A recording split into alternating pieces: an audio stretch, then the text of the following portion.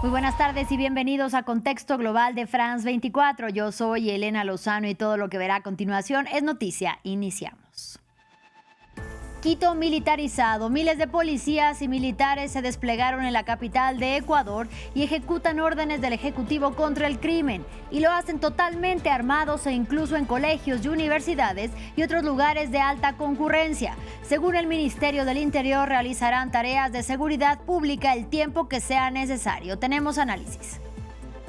9 personas muertas en los últimos 5 días. Ese es el panorama en la región boliviana de Santa Cruz, en medio de la ola de violencia vinculada a las bandas brasileñas que se disputan el control del corredor fronterizo usado para el tráfico de drogas.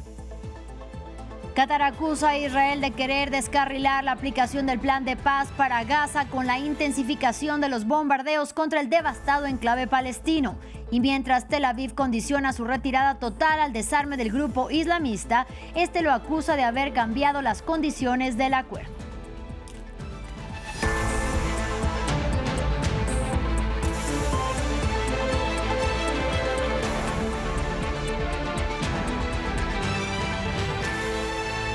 Iniciamos en Ecuador. Quito está militarizada. 2.000 policías y 2.000 militares se desplegaron en la capital de Ecuador para combatir el crimen y la inseguridad que azotan al país sudamericano. Y para hablar sobre el tema, saludo con mucho gusto a Carla Álvarez, quien es académica, investigadora y experta en seguridad ciudadana, violencia y crimen organizado en Ecuador. Bienvenida y gracias por la comunicación. Buenas noches, Elena. Un saludo a todas y todos. Para iniciar, pese a que el mandatario Daniel Noboa no solo ha incumplido su promesa de reducir los niveles de violencia e inseguridad, sino que al contrario han empeorado desde que asumió el poder, su gobierno asegura que no se trata de una situación crítica. ¿Cuál es el panorama en Ecuador según su análisis? Bueno, en realidad nosotros estamos en el segundo año más violento de la historia del país. Nosotros tenemos un semestre, digamos, que ha tenido una reducción importante de los niveles de violencia. Importante, me refiero a más o menos un 10% en comparación con el año pasado. Es decir, que tenemos un descenso en las muertes violentas y definitivamente salvar cualquier vida en Ecuador es importante. No obstante, reducir un nivel crítico de violencia no significa tener éxito en una estrategia. Es decir, que nosotros todavía en Ecuador tenemos mucho por hacer. Hay muchos indicadores importantes de inseguridad y de violencia en el país, como están los robos, extorsiones, secuestros, desapariciones, que están muchas de ellas vinculadas con eh, la violencia y el crimen organizado. Entonces, lo que nosotros podríamos decir es que tenemos una situación en la que la violencia expresada en homicidios tiene una contracción, eh, como digo, de un casi 11%. Sin embargo, hay otros indicadores de violencia que siguen permaneciendo en la sociedad, que nos están afectando, y muestra que Ecuador no ha descendido completamente en el nivel de violencia. Hemos bajado un escalón, digamos, hemos bajado un poco la intensidad, pero Sí. estamos lejos de haber controlado la situación que atraviesa el país. Profesora, dicho esto, Ecuador está ante un escenario en el que el crimen organizado y el narcotráfico está desplazado ya por todo su aparato al centro político del país, es decir, a Quito. Bueno, no podríamos decir que el crimen organizado se ha desplazado a Quito. Lo que podemos decir realmente es que la estrategia que ha usado el gobierno ha permitido el desplazamiento de la violencia y de las actividades criminales hacia otros lugares del país, entre ellos Quito. ¿Sí? Hay un cierto desplazamiento, no es decir, no hay un movimiento tectónico, digamos, del epicentro hacia Quito, pero sí hay un desplazamiento de la violencia. Antes Quito era una ciudad que se mantenía aislada de las expresiones de violencia en sus manifestaciones más extremas. Para poner un ejemplo, eh, el número de muertes violentas que ha ocurrido el primer semestre de 2026 es inferior al número de muertes violentas en el mismo periodo en 2025. En el 2025 tuvimos algo así como 156 muertes y este año tuvimos algo así como 132. Esto quiere decir que hay menos muertes violentas en Quito. Pero ¿qué ha cambiado? ha cambiado las expresiones de brutalidad. Es decir, ahora por primera vez, como en la historia capitalina, tenemos un muerto embalado, colgado en un puente, ¿no? Esta imagen atroz, esta imagen tan barbárica, pues era impensable en la capital, que siempre se mantuvo aislada de estas expresiones más violentas. Entonces, un poco en resumen, podemos decir que el eje de la criminalidad todavía en la costa es lo normal, porque ahí están los puertos, ahí están la logística de exportación principal que utiliza el mercado de la cocaína. En Quito, bueno, esta violencia se ha extendido, ha copiado manifestaciones de brutalidad, pero todavía no hay como un movimiento hacia la capital, y creo que va a ser difícil que esto ocurra, porque la capital es una ciudad muy simbólica para el gobierno, también para los ecuatorianos, y se trata mucho de resguardar de todas estas expresiones de violencia. Entonces ahora, es probable que todavía mantengamos un cierto aislamiento, lo que no es un termómetro para la totalidad del país. Finalmente, tanto los efectivos de la policía como militares desplegados en las calles están totalmente armados y realizan las labores incluso en colegios y universidades y otros lugares de alta concurrencia. ¿Esto a qué puede abrir la puerta?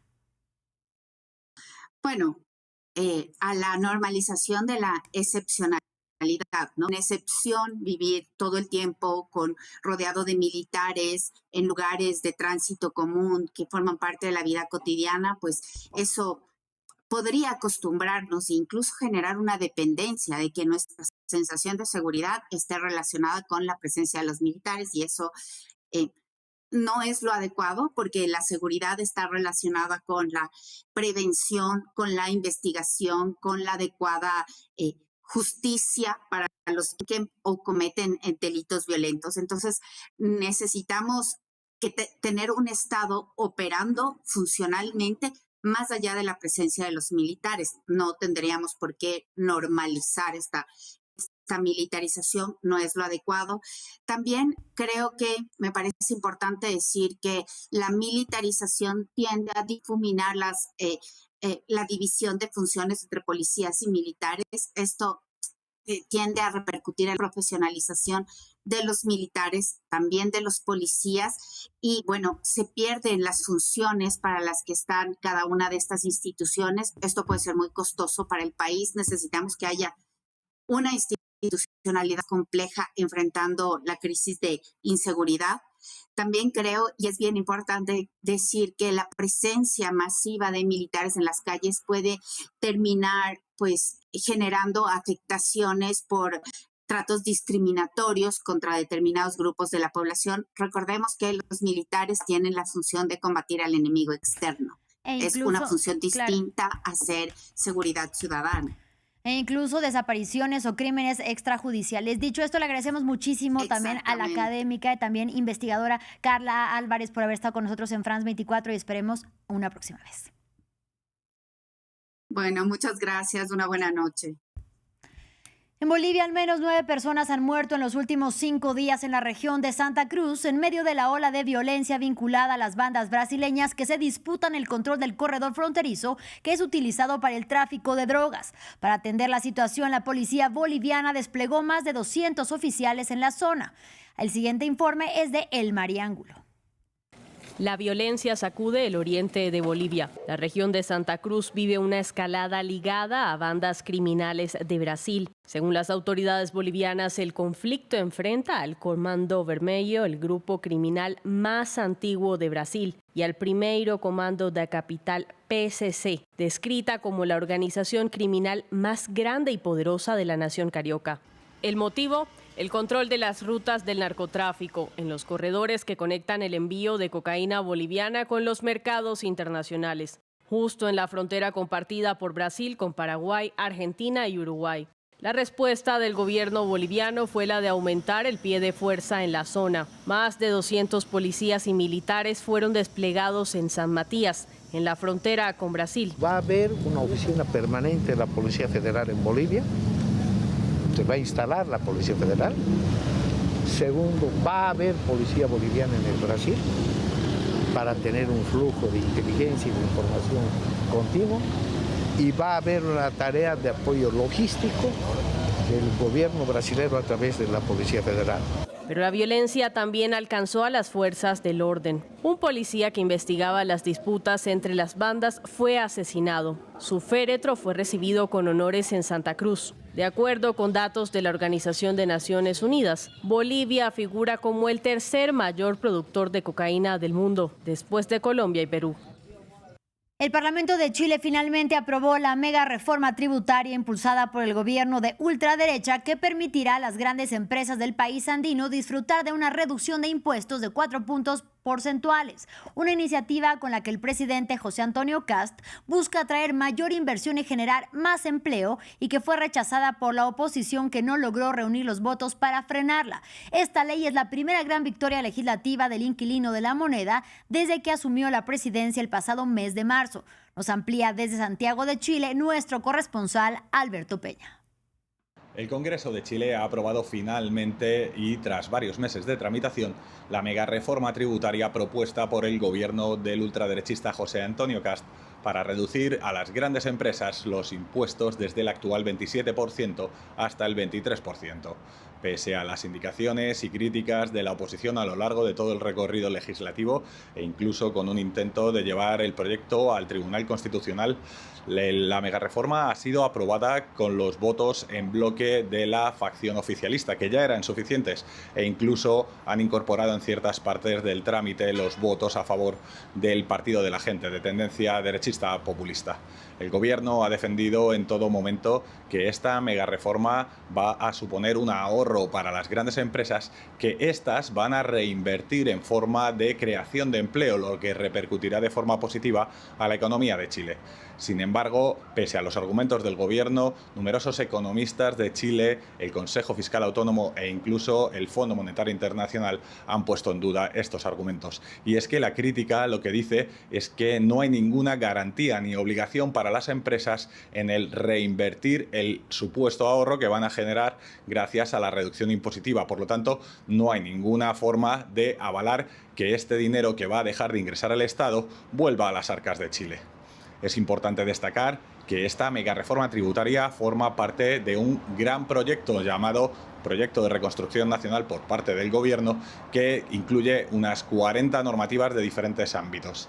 De una forma o de otra, la megareforma ya es una realidad y tan solo queda que sea promulgada por el Ejecutivo y publicada en el Diario Oficial para que entre en vigencia. Finalizamos con información sobre la ofensiva de Israel en la Franja de Gaza. En medio de los intentos de Estados Unidos y la llamada Junta de Paz para aplicar la segunda etapa del plan para el devastado enclave palestino, Qatar acusó a Israel de querer descarrilar su avance con la intensificación de los bombardeos contra territorio gazatí. Y por su parte, el primer ministro israelí Benjamin Netanyahu reiteró que su retirada de Gaza está condicionada al desarme total del grupo islamista. Desde Jerusalén nos amplía nuestra corresponsal Yanira Gómez Muñoz. En estos 3 años de asedio y matanza en Gaza, cada acuerdo ha tenido como última palabra la de Israel, y es lo que estaría pasando ahora con el plan de desarme propuesto por Donald Trump a través de su autollamada Junta de Paz. Ayer, el principal diplomático de la Junta, Nikolai Mladenov, se citó con Benjamin Netanyahu aquí en Jerusalén. Netanyahu no solo volvió a objetar el plan, sino que tras la reunión la Junta ha cambiado algunos principios a los que llegó con Hamas y otras facciones palestinas. El más importante es que el plan decía que el retiro militar israelí debía avanzar en sincronía con el desarme, y ahora la Junta asegura que, contrario a informes inexactos, el retiro más allá de la línea amarilla solo ocurrirá después de que Hamas y otros completen la entrega de armas. Según Times of Israel, la Junta esperaba que Israel retrocediera hasta esa frontera amarilla que impuso por la fuerza, pero eso no solo no ocurrirá, sino que la Junta borró de la primera versión la palabra total al hablar del retiro del ejército. El destino de las armas también ha cambiado. La Junta borra la distinción entre armas pesadas y ligeras. Se suponía que los grupos se quedarían solo las ligeras por si Israel se retractaba y que se iban a almacenar las pesadas bajo supervisión del futuro gobierno tecnocrático. Ahora tendrá que entregarlas todas e Israel exige destruirlas y se teme de hecho que lo haga. Es por esto que incluso la prensa israelí habla de 2 versiones, de una contradicción, aunque lo achaca que la Junta busca que Israel se adhiera al plan porque nunca iba a aceptar un desarme y un retiro militar en paralelo. Solo que esto conlleva el riesgo de que Hamás, que había aceptado el plan original, ahora no desee sumarse. Y no sería la única razón. Netanyahu quiere que Qatar y Turquía sean excluidos del comité de verificación que revisaría cada etapa del plan y sobre todo se niega a cumplir la tregua de octubre de 2025 y cesar sus ataques en Gaza. Exige libertad de ataque. La emisora Kan informa que el ejército habría sido instruido para limitar disparos y bombardeos, pero un cese al fuego total es el paso que siempre han reclamado y exigido las facciones palestinas para un acuerdo. Así llegamos al final de este espacio informativo. Gracias por su compañía y hasta la próxima.